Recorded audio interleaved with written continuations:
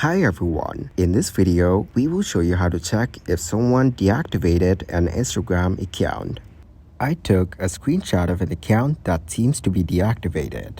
To ensure that the account is deactivated, we have to open the web browser.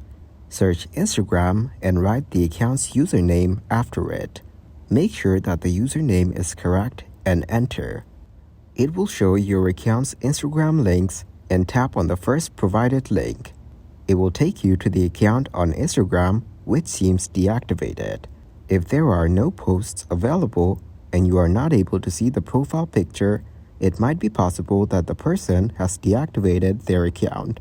Alternatively, if you have mutual friends with the person you suspect has deactivated their account, you can ask them if they can still see the person's profile.